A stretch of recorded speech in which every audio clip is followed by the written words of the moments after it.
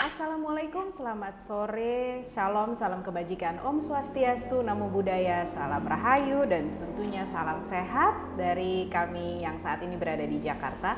Mohon izin untuk melepaskan masker karena kami dan tim produksi yang bertugas pada hari ini semuanya sudah menjalankan SOP sesuai prokes penanggulangan atau pencegahan penularan COVID-19. Apa kabar hari ini? Semoga sahabat Crop Life selalu berada dalam keadaan yang sehat, terus tetap kenakan masker kemanapun teman-teman berada, ikuti SOP, dan tentunya konsumsi makanan yang bergizi. Nah, selamat berjumpa kembali ke dalam podcast dari Crop Life Indonesia yang kali ini akan membawakan tema 5 aturan emas penggunaan produk perlindungan tanaman atau pestisida. Nah, saya Cici Budiman akan kembali memandu podcast pada hari ini dan menemani sahabat Crop Life sebagai host. Dan kegiatan podcast seperti tadi saya sudah sebutkan di awal, kami semua sudah melakukan prokes pencegahan COVID-19. Podcast Crop Life Indonesia ini mengapa kita lakukan? Ini bertujuan untuk salah satunya adalah memberikan pemahaman atau edukasi mengenai 5 aturan emas penggunaan produk perlindungan tanaman atau pestisida kepada siapa? Tentunya kepada sahabat Crop Life sekalian, kepada para petani di seluruh Indonesia, dan kami mencoba menggunakan berbagai platform digital seperti media sosial. Kali yang pertama dulu kami menggunakan Facebook dan kali ini kita ada di Instagram. Tentunya harapannya setelah menonton podcast ini kami ingin sahabat Crop Life sekalian tentunya bisa mempraktekkannya dalam kehidupan sehari-hari dan tahu kebiasaan yang baik seperti apa. Karena tentunya akan ada banyak manfaat yang didapatkan oleh sahabat Crop Life sekalian ketika mengikuti 5 aturan emas penggunaan produk perlindungan tanaman. Nah, tadi kita sudah jelaskan ya kenapa kita berada di acara pada podcast pada sore hari ini. Melalui podcast Crop Life, sahabat Crop Life akan mendapatkan ilmu dan pengetahuan langsung dari ahlinya dan juga berkesempatan untuk bertanya langsung kepada para narasumber. Nah, sebelum itu saya ingin mengingatkan ya, apakah sahabat Crop Life sudah follow akun Facebook dan Instagram dari @croplifeindonesia? Kalau belum, cepetan sekarang follow karena inilah saatnya yang paling tepat, inilah waktunya. Nanti di penghujung acara podcast kami punya hadiah menarik untuk peserta yang beruntung. Nah, tentunya ada sih hadiah yang beruntung, tapi Crop Life nanti akan memilih sahabat Crop Life yang sudah follow atau sudah menjadi fans dari akun sosial media dari Crop Life, namun juga harus ikut aktif selama podcast ini berlangsung. Ya, jadi jangan cuma follow, ikut sebentar lalu tidak menyimak. Kita berharap teman-teman semua akan menyimak dan aktif selama podcast ini berlangsung. Nah, di podcast Crop Life sebelumnya, saat itu kita punya topik pengendalian hama terpadu atau PHT. Dan pada saat itu ada Prof. Dadang yang juga sudah memberikan banyak sekali tips dan pengetahuan dan bisa ditonton secara lengkap di Facebook dan YouTube Crop Life Indonesia. Selain podcast, ada masih banyak informasi pertanian menarik dari Crop Life Indonesia yang bermanfaat untuk sahabat Crop Life. Jadi memang harus diikuti terus nih apa yang akan kita sampaikan, informasi dari Crop Life Indonesia di media sosial. Nah, sahabat Crop Life, podcast pada hari ini akan berlangsung hingga 1 jam ke depan. Jadi jangan kemana-mana, tetap di situ. Mungkin sediakan teh seperti saya atau mau ngopi, silahkan dan simak terus sampai selesai. Dan kalau mau bertanya, silahkan boleh bertanya apa saja tentunya yang terkait dengan topik pada hari ini dan bisa ditanyakan di kolom live chat. Nah, sebelum kita berkenalan dengan narasumber kita pada hari ini, saya ingin sedikit memperkenalkan tentang Crop Life Indonesia. Crop Life Indonesia adalah asosiasi nirlaba yang mewakili kepentingan petani serta industri perlindungan tanaman, bioteknologi, dan juga benih. CropLife memiliki tujuan untuk mendukung tercapainya pertanian berkelanjutan dan memberikan manfaat bagi petani, konsumen, juga tentunya lingkungan. Nah, sekarang mari kita menyapa seseorang yang sangat istimewa yang sudah hadir bersama kita. Jauh-jauh beliau datang dari Lampung. Saya ingin menyapa Profesor Dr. Insinyur Nani Sriani MSc, guru besar garis miring pengajar garis miring peneliti Fakultas Pertanian Universitas Lampung, dan juga beliau ini khususnya menggeluti atau menekuni bidang pengelolaan gulma dan herbisida. Nah, beliau juga adalah anggota tim teknis Komisi Pestisida Indonesia, juga Ketua Umum Himpunan Ilmu Gulma Indonesia yang disingkat dengan singkatan HIGI. Dan mari kita sapa. Selamat siang, Profesor Nani. Selamat siang, selamat sore mungkin Mbak Cici. Oh ya, sore ya. Ya. Saya maunya siang terus biar harinya masih terang. Selamat sore Prof Nani, apa kabar? Selamat sore. Bagaimana kondisi di Lampung? Hujan kah atau gimana? Hujan lumayan. Lumayan? Ya, sebagian banjir, tapi kayaknya insya Allah tidak separah Jakarta barangkali ya, atau tapi secara umum alhamdulillah saya sehat semuanya. Baiklah. Profesor Nani, bolehkah kita sharing sedikit saja? Tadi saya menjelaskan kepada sahabat CropLife di atas bahwa Profesor Nani ini adalah guru besar, pengajar, peneliti di Fakultas Pertanian di Universitas Lampung. Betul. Tetapi khususnya nih bidangnya menarik ini, pengelolaan gulma dan herbisida. Ya. Ini sebenarnya gimana nih?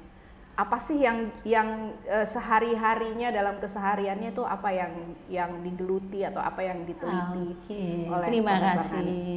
Ya, jadi sesuai dengan namanya, sebetulnya bidang pengelolaan gulma dan herbisida itu adalah bidang kajian, baik itu kajian penelitian maupun kalau kami ya untuk pendidikan gitu, yang menyangkut mengenai yang pertama gulma. Nah, gulma ini adalah salah satu OPT, organisme pengganggu tanaman, yang wujudnya adalah tumbuhan. Nah, nama kerennya adalah gulma. Nah, kami mempelajari mengenai hal-hal basic mengenai gulma, umpamanya jenis-jenis gulma, kemudian klasifikasinya, kemudian dampaknya terhadap budidaya tanaman, apa saja dampak yang merugikan, dampak terhadap lingkungan, begitu. Dan terakhir tentu saja bagaimana mengelola gulma ini agar tetap ada sebagai bagian dari ekosistem tetapi tidak merugikan petani, begitu ya, dan juga menguntungkan dari segi lingkungan. Nah, kira-kira itu yang kami pelajari, kami teliti begitu. Nah, kemudian tadi kan pengelolaan gulma dan herbisida. Ya. Nah, sama sebetulnya. Nah, salah satu alat ya, sebetulnya salah satu saja karena yang lain penting-penting banyak untuk mengendalikan gulma adalah herbisida. Nah, jadi kami mempelajari herbisida itu jenisnya apa saja, umpamanya ya, cara bekerjanya seperti apa, baik di luar maupun di dalam sel, bagaimana mematikan gulma, bedanya yang satu dengan yang lain, kemudian dampak terhadap sama ya, dampak terhadap kesehatan, terhadap lingkungan, dan terakhir tentu saja bagaimana kita memanage atau mengelola agar penggunaan herbisida ini sebagai bagian dari pestisida itu menguntungkan tapi meminimalkan dampak negatif. Nah, kira-kira seperti itu. Topik kali ini sangat-sangat berkaitan karena 5 aturan emas, 5 golden rules itu kan memang tujuan utamanya adalah agar kita bisa memanfaatkan suatu teknologi untuk pengendalian OPT tetapi dengan cara yang baik sehingga benefitnya diharapkan optimal dan risikonya diharapkan minimal. Kira-kira seperti itu. Seperti itu ya. Saya tergelitik sedikit ini pertanyaan pribadi sebenarnya, Profesor Nani. Gimana? Jenis gulma yang paling populer gitu. Paling populer. Itu apa ya gitu? Yang paling Oke. paling populer ya. Kalau virus COVID lebih gampang ya. Kalau gulma itu ada yang namanya 10 ya, biasanya 10 worst weed. Jadi 10 gulma terburuk di dunia. Itu ada penelitiannya, ada publikasinya juga. Kemudian kalau di Indonesia 10 gulma terburuk di Indonesia begitu.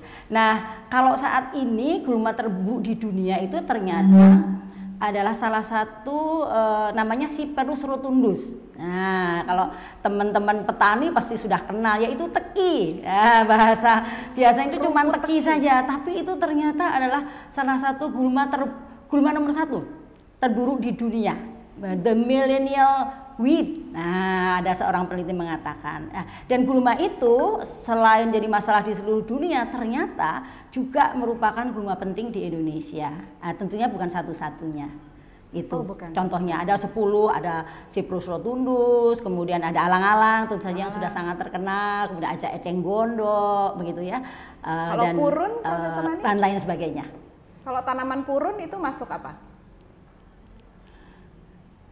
Purun yang seperti pandan itu.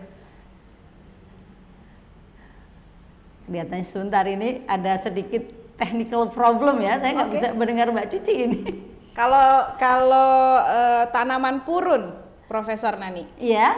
Itu apakah termasuk gulma juga atau bukan? Karena ini purun lagi banyak dibicarakan nih sekarang. Oh, oke. Dibuat sebagai salah satu kerajinan. Jenis gulma ya, Ya. salah satu jenis gulma. Ya. Oke. Iya, baik. Jadi tadi kita dengar ada eceng gondok, ada teki itu kalau nggak salah bukannya bisa dibikin emping ya, Profesor Nani? Teki kenapa itu? Dibuat emping, kerupuk emping gitu? Bukan ya, teki Bukan itu, ya, beda ya? Bukan. Tapi saya nggak tahu ya, barangkali karena ada teki itu yang punya umbi. Ya, teki yang ada umbinya. Mungkin saja ya, karena sebetulnya gulma ini banyak juga yang dimanfaatkan oleh masyarakat, seperti alang-alang itu akarnya dimanfaatkan untuk obat turun panas. Ya. Nah, bisa saja teki yang merupakan gulma ini dan ini memang berumbi, umbunya dibikin empeng ya mungkin enak, tapi saya belum pernah mencoba. Ya. Kayaknya ini good idea untuk dicoba. Tapi tentu kita kembali tadi ke pembicaraan kita bahwa gulma, penggunaan herbisida, pestisida itu kita menggunakan konsepnya adalah disesuaikan fungsinya bisa berjalan dengan baik. Betul. Tetapi risiko negatifnya bisa diminimalisasikan. Betul. Begitu ya. Jika kita menggunakan 5 golden rules tadi ya, 5 aturan emas tadi. Kurang lebih seperti itu ya, Profesor Nani ya. Betul sekali. Oke. Baik, tadi kita sudah berkenalan lebih jauh tentang Profesor Nani dan apa yang beliau lakukan setiap hari dalam profesinya di Universitas Lampung ya. Nah, kita sebenarnya akan mulai ngobrol-ngobrol nih, Profesor Nani. Saya di komputer saya sudah ada beberapa pertanyaan yang menarik begitu ya. Di podcast kami yang sebelumnya kita belajar tentang perlindungan hama terpadu atau PHT. Betul. Nah, kali ini kan kita sudah sampaikan tadi bahwa kita akan belajar tentang 5 aturan emas penggunaan produk perlindungan tanaman atau pestisida.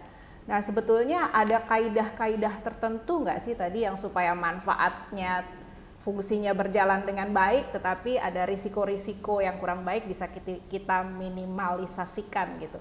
Apa saja kaidah yang harus dipahami tentang 5 aturan emas tadi oleh para sahabat Crop Life, para petani di seluruh Indonesia? Oke, terima kasih. Jadi ini memang penting sekali untuk kita ketahui 5 kaidah emas ya, makanya namanya saja emas. Pasti sesuatu yang penting, yang berharga begitu ya. Jadi kira-kira garis besarnya 5 kaidah emas itu yang pertama adalah kita harus menangani pestisida itu secara penuh kehati-hatian ya, karena pestisida asal katanya adalah pes itu adalah hama, penyakit dan gulma, sida itu racun. Jadi yang harus selalu diingat-ingat adalah pestisida, mau itu herbisida, apakah insektisida atau fungisida, semuanya adalah racun. Nah, jadi tidak boleh menyebut obat rumput, obat hama begitu, tapi racun rumput, racun hama. Jadi harus penuh kehati-hatian. Nanti barangkali bisa dijelaskan sedikit lebih detail kehati-hatian ini. Kemudian yang kedua, memahami label. Nah, karena label itu penting sekali. Penting itu sekali ya. Sumber informasi utama mengenai pestisida, baik manfaatnya, sasarannya, termasuk juga kadar toksisitasnya atau level bahayanya. Itu semua ada di label. Jadi ini sesuatu yang nggak bisa kita memakai pestisida tinggal pakai saja begitu. Harus ya. dipelajari dulu labelnya gitu ya. Betul, jadi label. Nanti barangkali di belakang kita bisa nanti ya ada penjelasannya lebih detail lagi ya Mbak Cici mengenai label.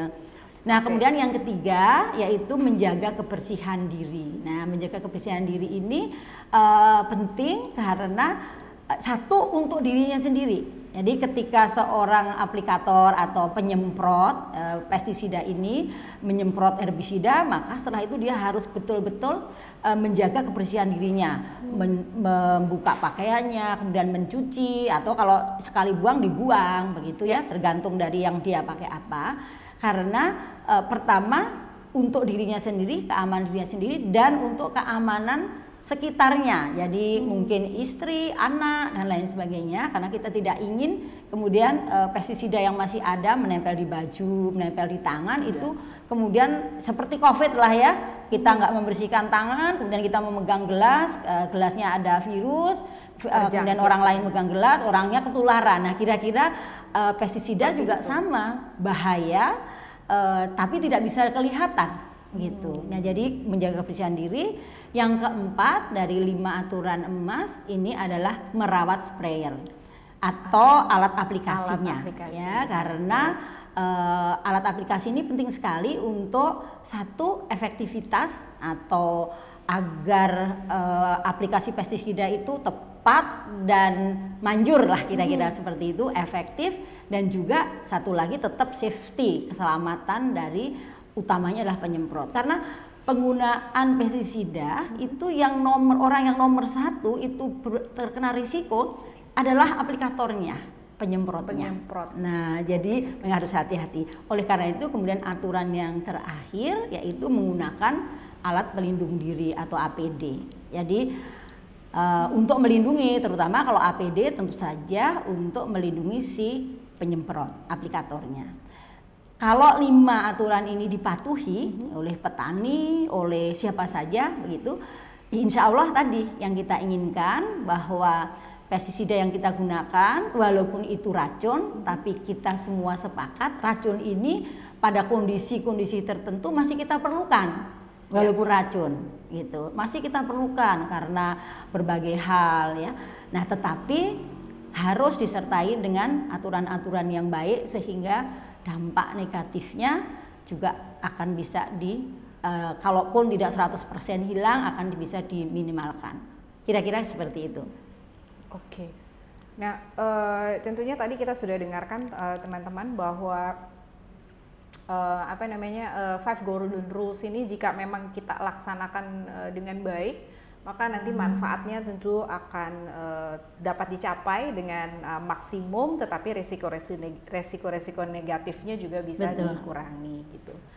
Nah, sebenarnya selain hal-hal tersebut di atas tadi, Profesor Nani, kalau kita menjalankan kelimanya tadi, maka keberhasilan mengaplikasikan atau menggunakan pestisida untuk pengendalian hama itu lebih bisa tercapai dengan efektif begitu ya. Betul. Dan tapi tidak ada dampak sampingnya, sehingga jangan sampai kemudian yang disalahkan adalah produk dari pestisidanya. Begitu ya. Baik. Nah, tadi disampaikan bahwa secara umum, tadi saya tertarik sekali pada ada satu pernyataan dari kelima aturan emas tadi ya, bahwa kita itu sifatnya wajib membaca label. Betul. Nah, di bidang-bidang yang lain misalnya yang ini kalau ngomongin pestisida kan mungkin masyarakat umum tidak semuanya menggunakan pestisida. Tetapi kalau mengonsumsi makanan kan sebetulnya kita juga bahkan pada saat mengonsumsi makanan kita juga harus baca labelnya gitu ya, Profesor. Nah, sejauh mana sih menurut penglihatan atau pengamatan Profesor Nani teman-teman sahabat-sahabat petani di luar sana tuh sudah patuh gitu untuk membaca label gitu. Kalau belum, apa yang perlu kita tingkatkan? Oke. Ya, saya ingat di industri yang lain gitu, misalnya di industri makanan itu produk-produk makanan biasanya sangat gencar mengajarkan kepada konsumen untuk membaca label, tahu kadar gulanya berapa, kadar sodiumnya berapa. Itu dalam kampanye yang cukup kencang dilakukan gitu. Nah, kalau membaca label di dunia pertanian nih, menurut Profesor Nani seperti apa? Iya, terima kasih. Saya kira analogi label makanan itu bisalah kita pakai untuk tadi untuk betapa pentingnya membaca dan memahami label gitu. Kalau tadi makanan dapat informasi nutrisi, kalau seperti orang yang gulanya tinggi harus baca label ada gulanya atau tidak begitu ya. Nah, pestisida juga mempunyai label dan sebelum nanti mungkin akan kita tunjukkan ya contoh saja, tapi saya ingin membuat pernyataan dulu bahwa menjawab pertanyaan Mbak Cici tadi.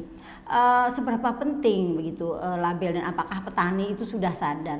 Saya kira kalau pengalaman saya selama berpuluh tahun bekerja dengan petani ya langsung atau di lapang begitu, petani kita sebetulnya cukup cerdas gitu ya. Apalagi sekarang muncul generasi petani-petani yang lebih baru. Itu biasanya kesadarannya untuk membaca label lebih tinggi karena mereka juga tahu lebih aware bahwa ini adalah produk yang berbahaya gitu ya. Nah, tetapi memang belum semua barangkali ya petani itu membaca label, terutama kalau memang ini terkait dengan, kalau menurut saya terkait dengan pendidikan gitu. Okay. Karena label ini cukup agak rumit begitu ya. Di situ ada nama, bahan aktif dan lain sebagainya yang perlu pengetahuan basic gitu petani untuk bisa memahami dengan baik gitu. Oh, karena jadi mungkin istilahnya tuh pakai bahasa ilmiah gitu ya, dengan istilah-istilah kimia begitu ya, Profesor Nani ya. Istilah-istilah yang ditulis di label itu bahasanya bahasa kimia gitu loh ya, bukan. Nggak semua sih, semua ya, sih. Semua. Tapi mungkin ayo kita coba kita lihat contoh ya, contoh dari label pestisida ya agar lebih real ya, kita memahami ya. Mangga kita lihat. Oh iya, ini biar kita lebih jelas lagi nih sahabat Crop Life, yang dimaksud dengan label tuh tampilannya seperti apa ya? Ya. Oke, jadi semua sahabat Crop Life semuanya, mari kita lihat ini salah satu contoh saja ya dari sebuah pestisida. Jadi di dalam label itu pasti ada merek dagang. Ya. Nah, ada merek dagang itu adalah merek yang diperkenalkan lah ya. Kalau kita beli, saya mau beli merek A atau merek B begitu. Nah, kemudian setelah itu ada deskripsi produk. Nah, deskripsi ini yang penting untuk dibaca. Gitu ya, karena umpamanya di situ ada tertera nanti bahan aktifnya. Bahan aktif dari pestisida itu apa? Nah, kenapa penting? Karena bahan aktif nanti terkait dengan dia digunakan untuk apa? Untuk apa? Ya, jadi pestnya apakah itu herbi ataukah insek atau fungi? Petani sih biasanya sudah sangat paham itu untuk herbi atau untuk fungi atau insek. Tetapi yang sering masih kurang pengetahuan adalah mencocokkan antara jenis bahan aktif dengan sasaran. Nah, jadi karena begini, karena pestisida ini macam-macam sekali. Ada yang namanya pestisida kontak, cocoknya untuk apa, begitu ya. Ada yang kalau herbisida ada yang sistemik, cocok untuk yang gulma seperti apa. Jadi memang harus dibaca bahan aktifnya, kemudian sasarannya apa. Nah, dari yang kuning ini akan ada sasarannya, itu perlu dibaca, jangan sampai salah. Saya berikan contoh umpamanya begini, beberapa kali saya mengadakan edukasi ya, penyuluhan kepada petani, itu kadang-kadang mereka menyatakan begini, Ibu, saya mencoba produk X, nah kata penyuluh itu bagus banget, tetapi setelah saya coba di lapangan ternyata kok nggak bagus, apa pestisida ini palsu ya. Nah, kalau ada pertanyaan seperti itu kan kemudian yang pertama kali mesti akan kita lihat coba mana pestisidanya gitu ya. Nah, kemudian setelah dibaca, oh ini ternyata pestisida bahan aktifnya X, sasarannya adalah gulma ABC begitu. Ya, ternyata gulmanya nggak cocok. Nah, jadi penting sekali petani. Nah, kemudian ada satu lagi yang penting untuk pestisida ini adalah Yang tadi pita warna dan piktogram. Piktogram Itu ini apa tuh, gambar. Profesor? Gambar. Iya, gambar yang menunjukkan tingkat bahaya dari suatu pestisida. Ada yang gambarnya tengkorak, begitu ya. Nanti itu yang paling berbahaya. Ada kelasnya, kelas 1 itu yang paling bahaya, kemudian kelas 2 yang bahayanya sedang, kelas 3 yang cukup aman begitu. Jadi itu juga ada juga warna. Wajib dibaca ya. Wajib tahu. Wajib tahu. Betul. Nah, kira-kira seperti itu. Nah, memang ini perlu edukasi, Mbak Cici ya, perlu edukasi yang spesifik seperti ini. Tapi intinya terkait dengan 5 aturan emas, ya memang kita perlu mengedukasi semua petani khususnya untuk membaca label dan memahami label. Kira-kira seperti itu. Baik. Mudah-mudahan kalau misalnya nanti mereka bingung gitu ya, bisa barangkali juga ada nanti penyuluh pertanian gitu, ataupun ada semacam hotline begitu ya yang bisa membantu CropLife untuk membaca. Saya kira CropLife itu bisa itu. Maksud saya banget begitu, CropLife ini. Jadi CropLife pasti siap untuk membantu.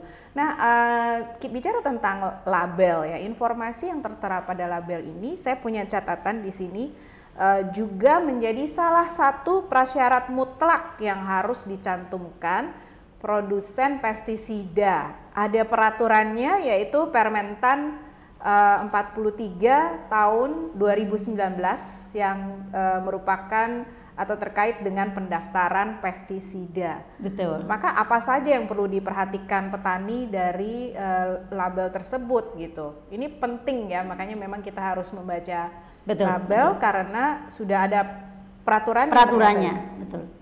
Gitu. Jadi produsen juga harus comply, harus ikut dengan peraturan ini. Kalau kita bandingkan dengan negara di Amerika labelingnya itu lebih rumit ya, jadi tulisannya kecil-kecil begitu. Nah, kemarin memang ini sedang dibahas ya untuk di Indonesia, apakah kita perlu mencantumkan semua informasi sehingga tulisannya kecil-kecil gitu. Kalau kita pernah lihat kadang-kadang malah berlembar-lembar kemudian ditekuk-tekuk gitu loh bahasa Jawanya, dilipat-lipat begitu ya, sehingga bisa dibuka begitu. Nah, untuk kita memang sudah ada peraturannya, memang tidak sedetail negara maju, tapi saya kira kalau itu diikuti insya Allah sudah cukup ya untuk safety untuk safety dan efektivitas dari pengguna pestisida. Iya. Mungkin secara perlahan barangkali nanti kita bisa gunakan QR code begitu ya, kalau dipindai maka nggak perlu dilipat-lipat tapi informasinya akan keluar begitu ya. Sekali. Betul. Itu sudah dibicarakan kayaknya barcoding ini dan sekarang kan semua orang kayaknya sudah punya smartphone ya. Petani jadi tinggal klik begitu, udah nggak usah pakai dilipat-lipat, sudah pakai barcode. Ada beberapa revisi yang mungkin sedang dibicarakan mengenai labeling ini, termasuk umpamanya bahan aktif itu pestisida akan dilabel dengan sistem huruf angka. Jadi 1, 2 begitu ya. Jadi untuk menunjukkan lebih mudah untuk dibaca atau diingat. Dilacak lebih mudah, betul. Baik, nih pembicaraan udah makin seru gitu, tapi tentunya kita perlu jeda sejenak. Dan nanti kita kembali lagi, tentunya saya masih punya, kayaknya masih ada 100 pertanyaan buat Profesor Nani. Bukan dari saya, nanti pasti dari viewers kita, dari pemirsa kita juga akan ada banyak ya bertanya. Nah, kita ingin mengingatkan sahabat CropLife sekalian untuk silakan kalau mau bertanya ya terkait diskusi atau perbincangan pada sore hari ini dengan cara mengetik di live chat ya, sekarang juga boleh. Nah, tentunya nanti ada hadiah menarik yang sedang kita siapkan. Ada hadiahnya ini ya. Tapi kita nggak boleh ikutan masalahnya, Profesor Nani. Disitulah letaknya.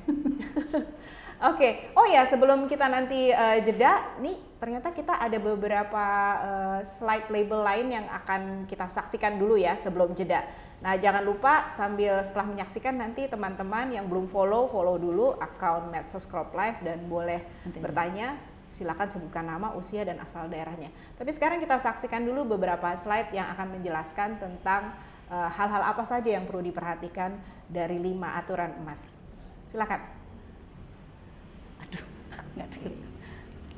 Ini Profesor ada peringatan bahaya, petunjuk penggunaan, gejala keracunan.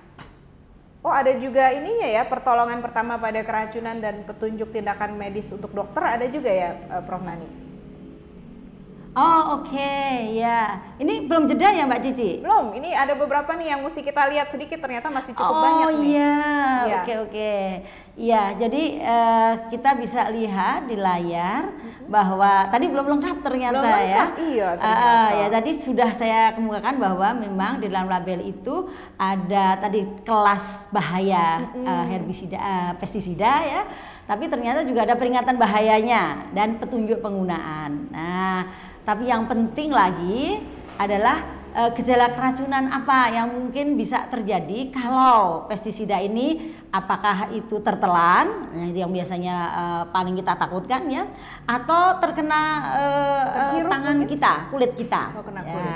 Dan kalau itu terjadi, walaupun kita tidak inginkan, pertolongan pertama apa yang harus dilakukan oleh petani atau siapapun yang ada di situ ya, ketika ada keracunan. Nah, tentu saja itu sebelum, kalau memang keracunan cukup serius harus dibawa ke dokter ya. Tapi kan sebelum itu harus ada pertolongan pertama pada keracunan. Nah, beberapa pestisida yang tingkat toksisitasnya tinggi itu sudah diberikan suatu bahan ya, bahan pemuntah. Gitu, ada beberapa pestisida yang seperti itu. Tetapi saya kira penting sekali untuk membaca petunjuk pertolongan pertama pada keracunan.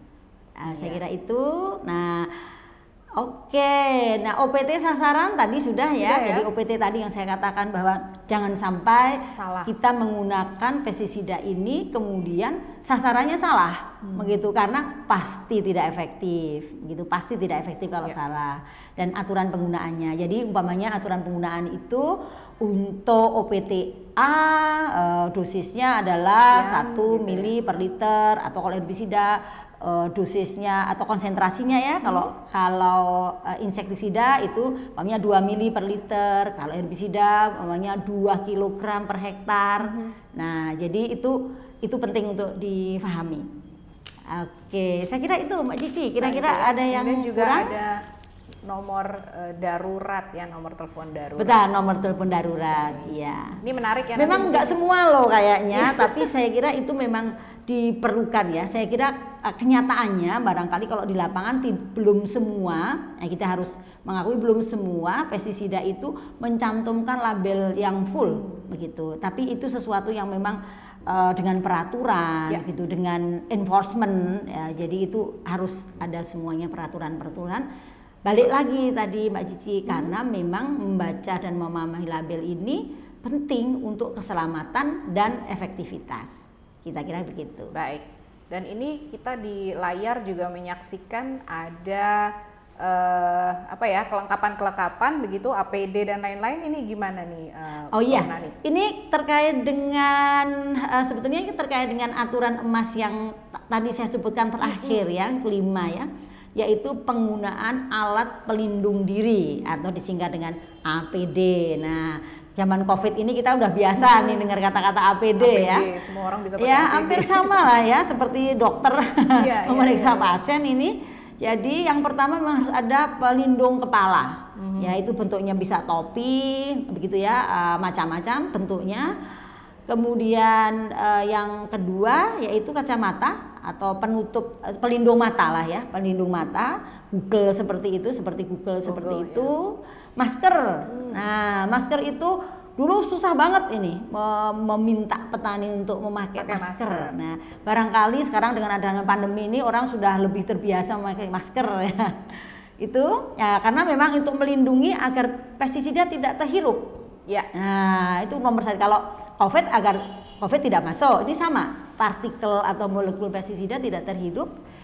Kemudian kacamata juga sama, melindungi agar mata kita tidak terpercik oleh butiran pestisida. Karena mata ini ternyata karena saya lihat ketika kita mengevaluasi pestisida ya, ternyata mata ini bagian yang paling sensitif ya dari organ-organ kita, lebih sensitif dari inhalation dari hidung dan juga dari kulit.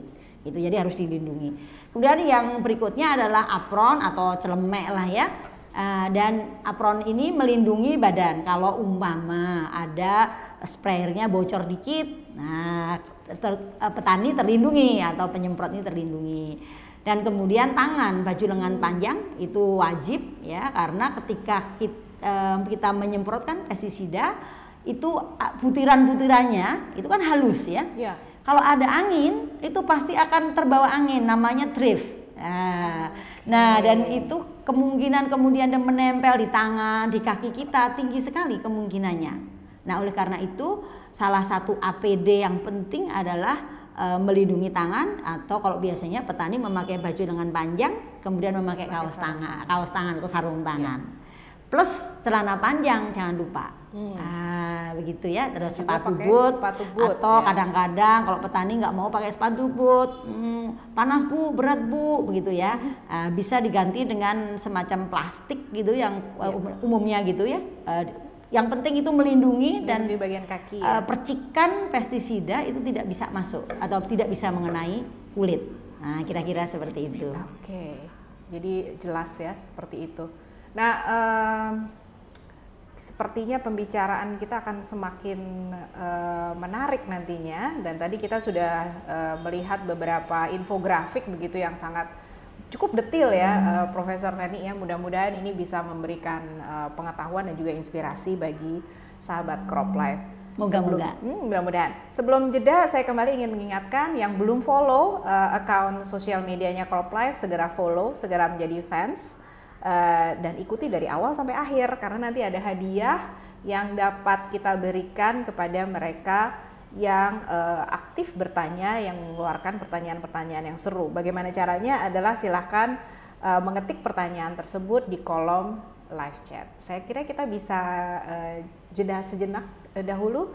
Sebentar lagi kita ketemu lagi ya Profesor Nani. Sahabat Crop Life, jangan kemana-mana, tetap di sini.